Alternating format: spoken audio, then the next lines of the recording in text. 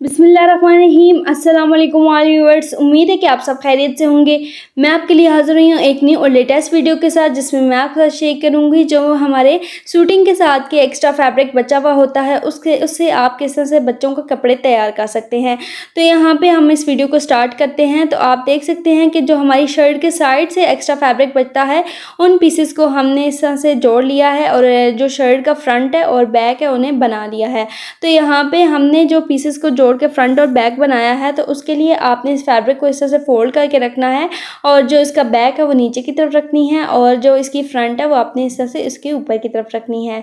और फ्रंट और बैक को इस तरह से रखने के बाद फिर हम इसकी मेजरमेंट करेंगे और जो इसकी खुली साइड है वहाँ से हम इसकी मेजरमेंट के मार्किंग करेंगे, मेजरमेंट के निशान लगाएंगे। तो यहाँ पे सबसे पहले हमने तीरे के निशान लगा लेना है। तो तीरा हमने तकरीबन 5.5 इंच रखना है, तो 5.5 इंच पे हम मार्किंग कर लेंगे और आप मार्किंग अपने हिसाब से करिएगा। और यहाँ पे जो मैं शर्ट तैयार कर रही हूँ वो तकरीबन हमने 4 से 5 साल की बच्ची की तैयार करनी है। तो यहाँ पे सबसे पहले हमने तीरे को मेजरमेंट कर लिया है, देन उसके बाद इसके आर्म होल का निशान लगा लिया है। तो आर्म होल भी हमने तकरीबन 5.5 इंच ही रखा है। फिर उसके बाद इसके आगे का तकरीबन 2 इंच का निशान लगा लेना है और 2 इंच का निशान लगाने के बाद फिर हम इसके चेस्ट का निशान लगाएंगे। तो चेस्ट हमने तकरीबन 6.5 इंच रखी है, तो 6.5 इंच पे हमने इसकी चेस्ट की मार्किंग की है। फिर उसके बाद हम इसके चौक की मार्किंग करेंगे। चौक की मार्किंग करने के लिए जो हमने यहाँ पे मार्किंग की है वो तकरीबन 7 इंच पे की है। फिर उसके बाद हम दोनों को आपस में जॉइंट कर लेंगे, ऊपर से नीचे तक हम लाइन से ड्रॉ कर लेंगे। उसके बाद जो हमने ऊपर से आर्म होल की मार्किंग की थी वहाँ से इसके कॉर्नर को इस तरह से कर्व शेप दे देंगे और यहाँ पे गोल शेप देने के बाद जो हमने मार्किंग की है वहीं से हम इसे कट कर लेंगे। यहाँ पे जो हमारे साइड का एक्स्ट्रा फैब्रिक है वो तकरीबन 1.25 इंच ही बचा हुआ है, इसलिए हमने वहाँ से कटिंग नहीं करनी, सिर्फ इसके आर्म होल की कटिंग करनी है। दैन उसके बाद तकरीबन 1 इंच हमने ऊपर से इसके तीरे की तिरछी कटिंग करनी है। तो यहाँ पे हमारी जो शर्ट की कटिंग है वो कम्प्लीट हो चुकी है। उसके बाद हम नेक को कट करेंगे। तो नेक की कटिंग करने के लिए हम इसकी लंबाई और चौड़ाई की मार्किंग करेंगे। तो आप अपने हिसाब से इसकी लंबाई और चौड़ाई रखिएगा। तो यहाँ पे हमने इसकी जो लंबाई रखी है वो तकरीबन हमने 2.5 इंच रखी है और जो हमने इसकी चौड़ाई रखी है वो तकरीबन 2 इंच रखी है। उसके बाद हम इन दोनों को आपस में ज्वाइन कर लेंगे, इसकी लंबाई और चौड़ाई को। और ज्वाइन करने के बाद इसके जो कॉर्नर है वहाँ से हम इसे इस तरह से कर्व शेप देंगे और उसके बाद शर्ट के फ्रंट साइड के नेक को हम इस तरह से कट कर लेंगे। और कटिंग करने के बाद फिर हम इसकी बैक साइड के नेक को कट करेंगे। तो यहाँ पे जो बैक साइड की नेक की हमने कटिंग करनी है, यहाँ पे उसकी मार्किंग की, क्योंकि इसकी चौड़ाई हमने इतनी ही रखनी है और लंबाई में हमने तकरीबन इसे 1.5 इंच कट किया है।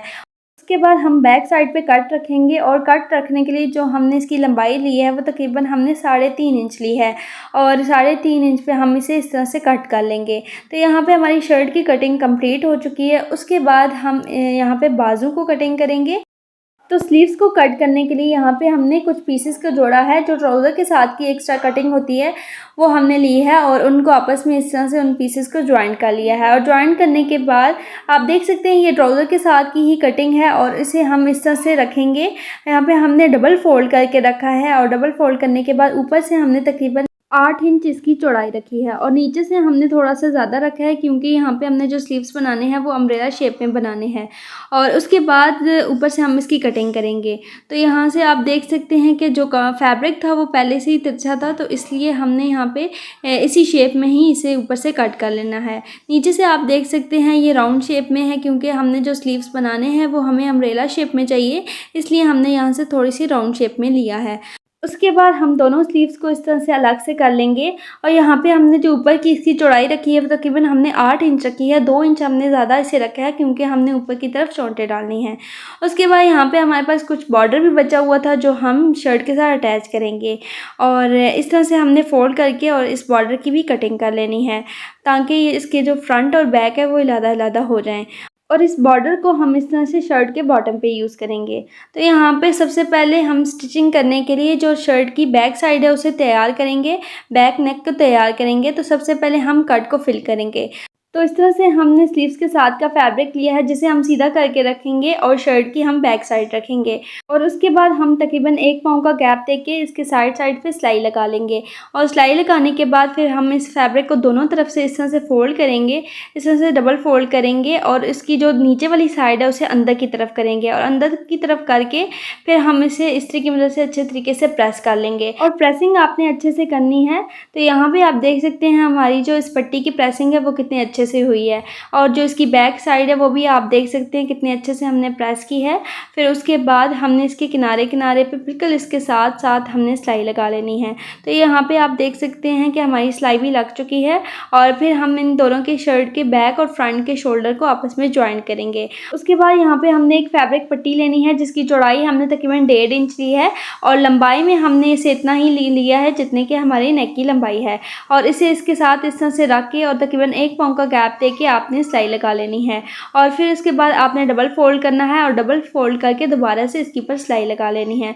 उसके बाद यहाँ पे हमने कंट्रास्ट में ही लेस का यूज़ किया है, बारीक वाली लेस ली है जो हमने नेक के साथ अटैच की है और वही लेस आपने शर्ट की फ्रंट साइड पे लगानी है। तो यहाँ पे आप देख सकते हैं कि साइड से हमने तकरीबन 2.5 इंच का गैप देके, आप चाहें तो ज़्यादा भी कर सकते हैं लेकिन यहाँ पे हमने जो गैप रखा है वो तकरीबन 2.5 इंच का गैप रखा है।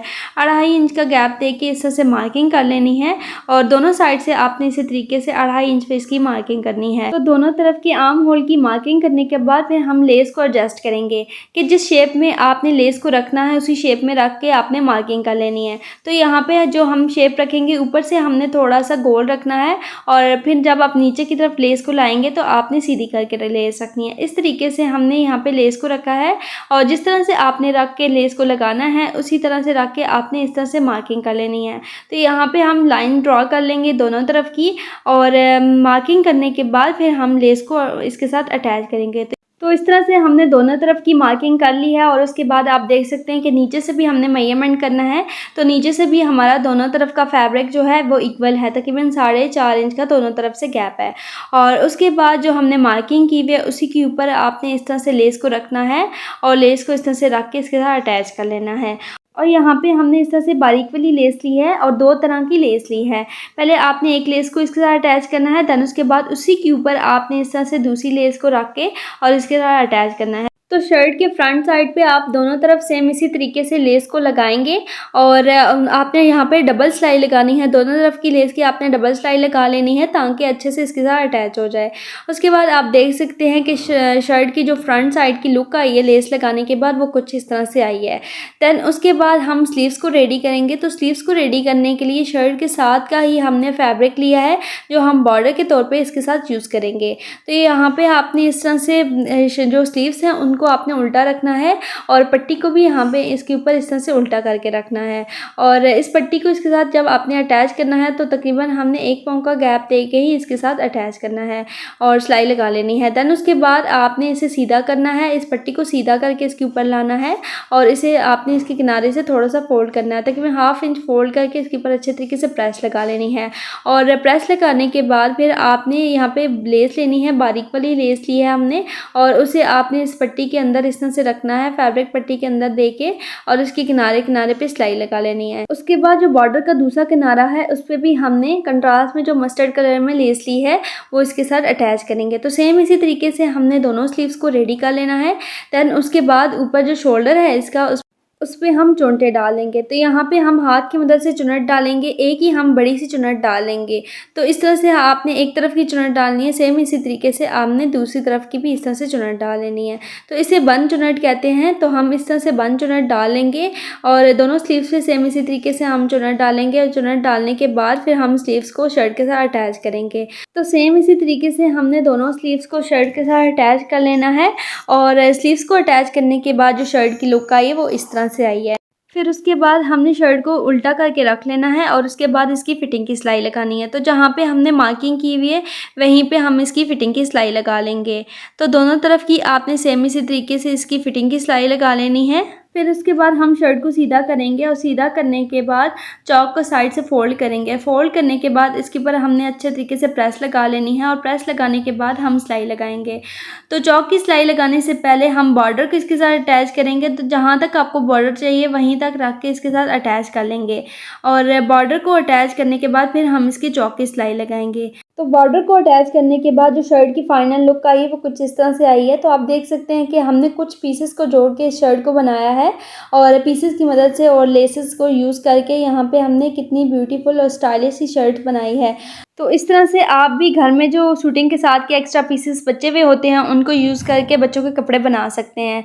सो वीवर्स, ये थी आज की हमारी स्टाइलिश सी शर्ट की वीडियो। मैं उम्मीद करती हूँ कि मेरी आज की वीडियो आपको अच्छी लगी होगी। अल्लाह हाफिज़। Thank you for all viewers.